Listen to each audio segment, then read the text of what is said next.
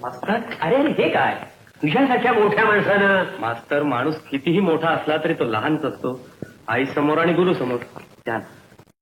मी आता आपल्याकडेच येणार होतो. हा, कशी काय तब्येत? बरी. तुम्ही अगोदर सांगितलं असतं तर गाडी पाठवली असती मास्तर. अरे या 2 बायासाठी गाडी नाही गरीबाना. घे हे काय मास्तर? पैसे. पण मी हे तुम्हाला दिले होते. पण मी मागितले नव्हते आणि मागणारही नाही. हा देह उभा आहे तोपर्यंत. मला ठाऊक आहे तुला दया आली माझ्या दागिरी घ्यायची म्हणून दिलेस तू हे पैसे मदत म्हणून. तसं नाही मास्तर, आपण बसा तरी. दान द्यायला शिकलोय मी, शिकवलोय मी. दुसऱ्याच्या पैशावर संसार चालवायचा असता तर शिक्षकाचं उगत कशाला पत्तर असतं मी. पण मास्तर, मी कुणी परकाच आहे, तुमच्याच हाताखाली शिकलो, त्याची परतफेड समजा हवं तर. महेश, ज्ञानाचं पवित्र तीर्थक्षेत्र म्हणजे काय परतफेडीची बाजारपेठ वाटली तुला? तसं म्हणायचं नव्हतं मला मास्तर. हवी तर गुरुदक्षिणा समजा. हा, गुरुदक्षिणा द्यायचीच असेल तर शाळेला दे. ज्या शाळेत तू शिकलास त्या शाळेला.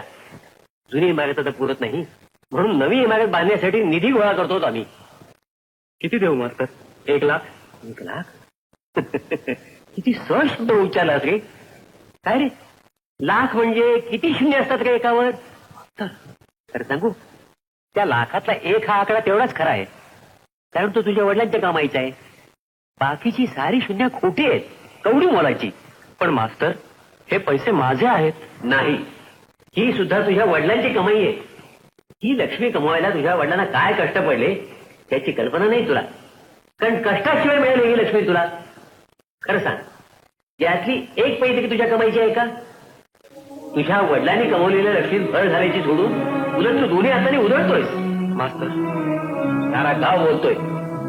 रेस, जुगार, गाणी बजावणी, दारू, हे ज्या गोष्टी उघडपणे कबूल करायला लाज वाटते त्या कबूल कधी माणसानं. शाळेत अनेकदा कान धरलाय तुझा, त्या अधिकाऱ्यानं बोलतोय मी. का गाऊ नकोस. असं अधिकारानं बोलणारं राहिलं नाही कोणी. बाबा गेल्यानंतर ज्याचं ऐकून घ्यावं असं कोणीही राहिलं नाही. तुमच्या तोंडून बाबाच बोलताय.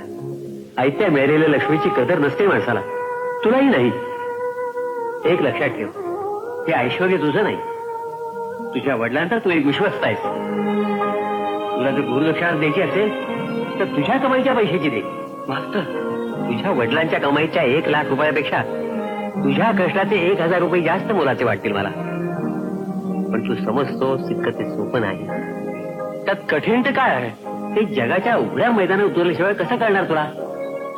वडिलांचं नाव न सांगता एक साधा माणूस म्हणून जगाच्या बाजारात पाऊल टाकशील तेव्हा तुला हे कळून येईल की वेळेला 2 रुपये मिळवणं देखील किती कठीण आहे ते. पण तुला ते जमणार नाही. असं का म्हणता मास्तर? काही कष्टाची, श्रमाची सवय नाही तुला. खरं सांगू तुला, स्वतःच्या कमाईच्या आनंदासारखा दुसरा आनंद नाही या जगात. एकदा प्रयत्न करून पहा म्हणजे कळेल. येतो मी.